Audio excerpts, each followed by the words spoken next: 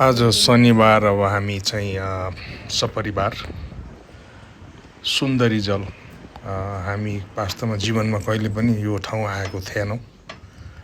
सुन्दरी जल घुम्न जाउँ भनेर सबैजना, विशेष गरी चाहिँ सुन्दरी जलमा विश्वेश्वर प्रसाद कोइरालालाई पञ्चायत कालमा नेपालको राजाहरूले कैदी बनाएर राखेका थिए। त्यो ठाउँ अहिले अब निकै नै राम्रो सुन्दर बनाइएको रहेछ।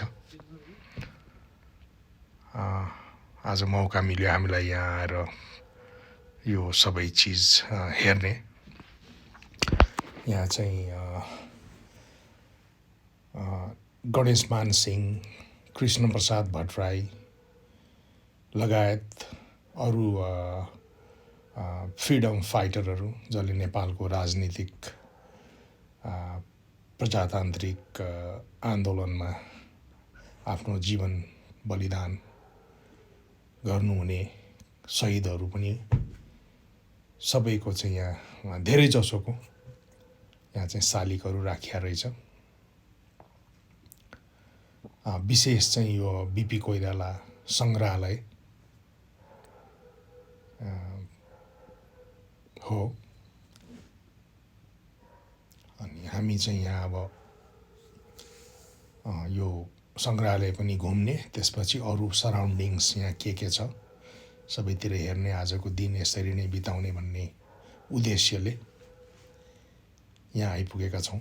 वास्तवमा वर्थ इट रहेछ यो ठाउँमा आउनलाई, किनभने एकदमै राम्रो बनाएको छ। अब यो त्यति बेलाको कैदीहरू बस्ने कोठाहरू, राजनीतिक कैदीहरू,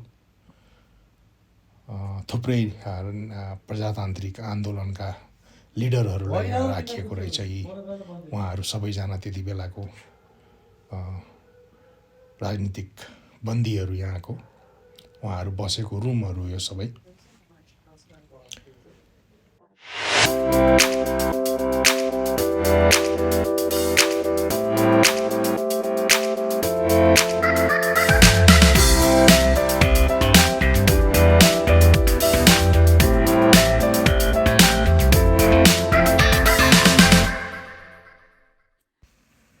यो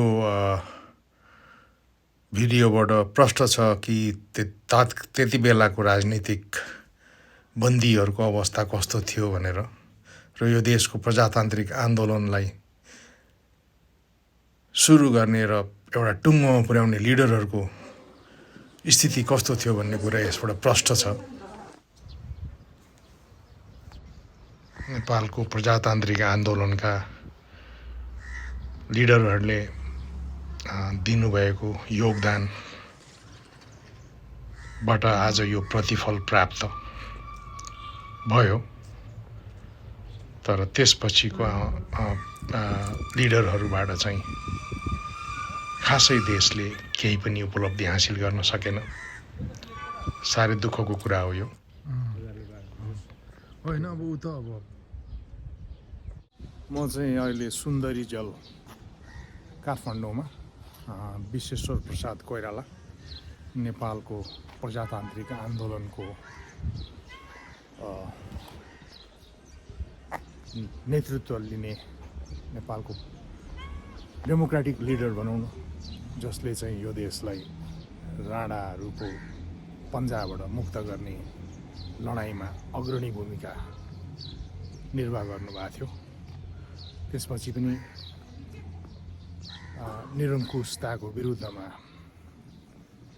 उहाँको देशप्रतिको योगदान सायद कसैले पनि बिर्सँदैन होला। आज त्यही महापुरुषको जेल, उहाँले जेल बसेको बेला जहाँ राजा, नेपालको राजाले चाहिँ उहाँलाई यहाँ थुनेर राखेको थियो, त्यो ठाउँमा आइपुगेको छु। म पनि एउटा राजनीतिक प्राणी थिएँ हिजोको समयमा। प्रजातान्त्रिक आन्दोलनमा मैले पनि केही समय दिने मौका पाएको थिएँ। म पनि यसरी नै एउटा जेलको छिडीमा केही समय बिताएको थिएँ। त्यो सम्झना मलाई ताजा भएर आयो। स्वर्गीय जननेता बिपी कोइरालालाई चाहिँ हार्दिक सम्मान गर्न चाहन्छु यहाँबाट। अब अहिले उहाँको अनुसरण गर्ने मान्छेहरू त कमै छन्, सबैले भुलेर गए, बिर्सेर गए। देशलाई यो अवस्थामा पुर्याएछ। राजनीतिक अन्योलता कायम छ प्रजातन्त्र आएको यतिका दिनपछि पनि।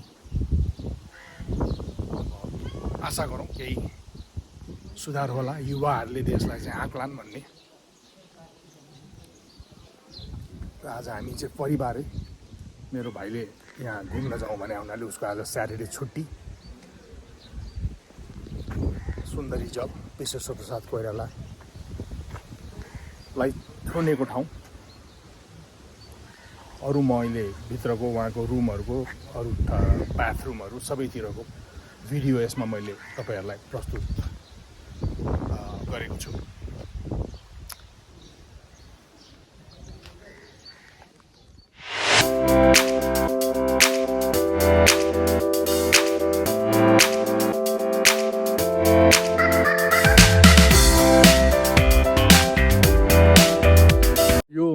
मेरो पछाडि भएको यो म अहिले सुन्दरी जलमै छु। यो मेरो पछाडि जुन प्लेन देखिराख्नु भएको छ यो चाहिँ नेपाल एयरलाइन्सको त्यतिखेर त्यो बेलाको साई नेपाल वायु सेवा निगम भन्छन्। यही प्लेन चाहिँ 2030 सालमा चाहिँ नेपाली काङ्ग्रेसको आह्वानमा चाहिँ यो भएको थियो, हाइज्याक गरिएको थियो। किनभने त्यति बेला इन्डियामा धेरै नेपालीहरू चाहिँ भोकै मर्न बाध्य हुनु परेको थियो। पोलिटिकल प्रिजनरहरू राजनीतिक बन्दीहरू सबै नेपालबाट चाहिँ नेपालको निरङ्कुश शासनको चाहिँ के भनेदेखि कारणले विदेशिनुपर्ने अवस्था भएका नेपालीहरूलाई खाने र बस्ने खर्चको लागि यो प्लेनलाई चाहिँ त्यति बेला काङ्ग्रेसको नेतृत्वमा हाइज्याक गरेर यसमा भएको रकम लिएर अनि ती मान्छे नेपालीहरूको चाहिँ के भनेदेखि समस्या समाधान गरिएको थियो भन्ने त्यतिखेर हामीले समाचार सुनेका थियौँ। आज यो ठाउँमा आएर यो चिज हामी कहिले पनि आएको रहेन रहेछौँ। यहाँ चाहिँ यो चाहिँ वास्तवमा यो अपर्च्युनिटी आज मलाई भाइले ल्याइदिएर धेरै नै राम्रो मौका मिल्यो यो ठाउँमा आएर यो सबै चिज हेर्ने। विश्वेश्वर प्रसाद कोइरालाले चढ्नु भएको गाडी, नेपाली काङ्ग्रेसले गरेको आन्दोलनको बेलाको यो हाइज्याक गरेको प्लेन, यो सबै चिज ऐतिहासिक चिज हो। यो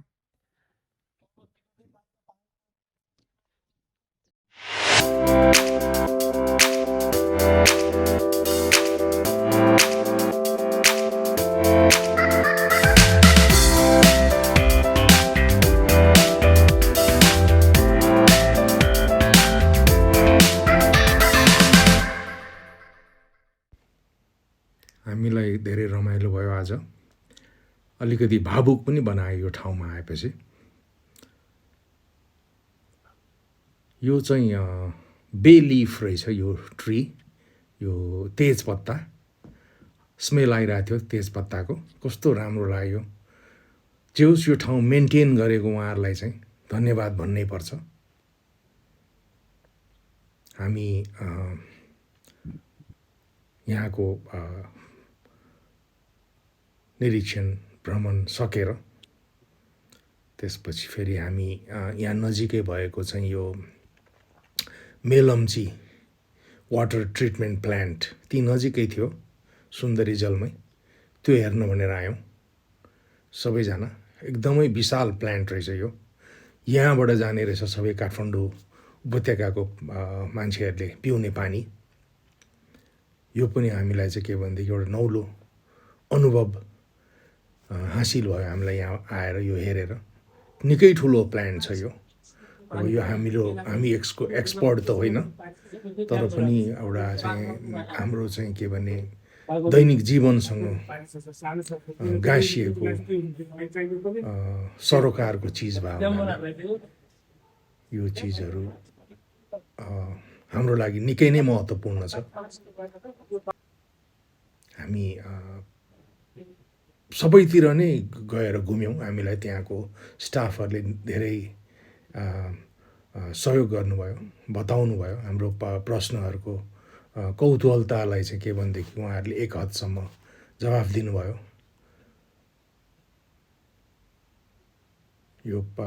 यो प्रोजेक्ट पनि निकै ठुलो छ, धेरै नै। हुन त अब खानेपानी जस्तो संवेदनशील चिज भए हुनाले पनि यो आवश्यक छ।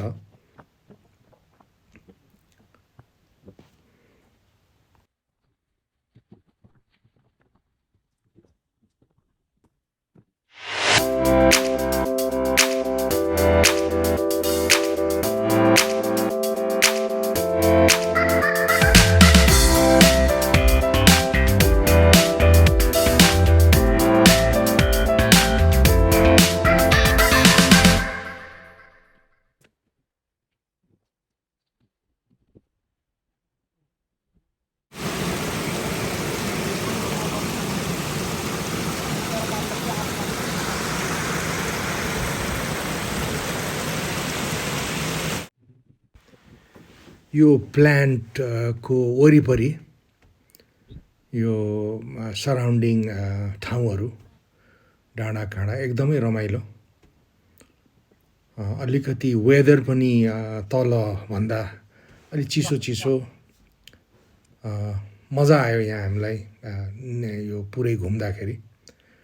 धेरै अध्ययन पनि भयो, धेरै नलेज पनि भयो। यो पुरै सिस्टम अब पानीको मुहानबाट पानी आएर त्यहाँ कलेक्ट गरेर यहाँबाट कलेक्ट गर्ने ठाउँ यो रहेछ। यसपछि अनि फिल्टरमा गएर अनि त्यसपछि अनि सप्लाई हुने तरिका रहेछ यसको। त्यसपछि अनि हामी अब एकदम भोक लाग्यो हामीलाई। निकै बेर हामी दुई ठाउँमा घुमिसकेका थियौँ। अनि यहाँ चाहिँ यो ती नजिकै फेरि त्यही प्लान्टको नजिकै काठमाडौँ ट्राउट रिजोर्ट रहेछ। त्यहाँ चाहिँ ट्राउट फिस, त्यहीँ चाहिँ के भने फिसिङ गरेर खान पाइने। हामीले चाहिँ भोक लाग्यो हुनाले हामी चाहिँ यही काठमाडौँ ट्राउटमा आयौँ। अनि त्यहीँ बसेर हामीले चाहिँ ट्राउट अनि अन्य परिकारहरू त्यहाँको लन्च खायौँ। निकै बेर रेस्ट पनि गऱ्यौँ, थाकेका थियौँ हामी। यसरी चाहिँ ट्राउट माछालाई निकाल्ने यसबाट, अनि त्यसपछि अनि उहाँहरूले किचनमा लगेर पकाउने हाम्रो अर्डर अनुसार। यो रिसोर्ट पनि राम्रो रहेछ। आज स्याटरडे भए हुनाले थुप्रै कस्टमरहरू देखियो, धेरै मान्छेहरू टन्नै। स्विमिङ पुल पनि रहेछ, बच्चाहरू सबै स्विमिङ खेलिरहेको रमाइलो मानिरहेको थिए।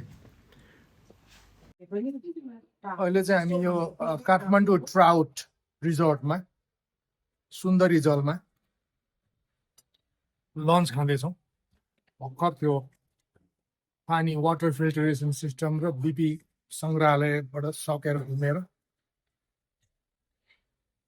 यहाँ आएको छौँ हामी। रमाइलो ठाउँ छ, डाँडामा खानेकुरा पनि मिठो छ। आज अलिकति विकेन्ड भएर अलिक प्याक पनि छ। स्विमिङ पुल पनि रहेछ यहाँ। अब हाम्रो चाहिँ यसपछि अरू केही प्रोग्राम छैन, खालि घर जाने र रेस्ट गर्ने मात्रै हो। अब म तपाईँहरूसँग अर्को मेरो भिडियोमा फेरि रमाइलो भेटघाट गर्ने नै छु। त्यतिन्जेलसम्म तपाईँहरूसँग बिदा चाहन्छु। Thank you for watching.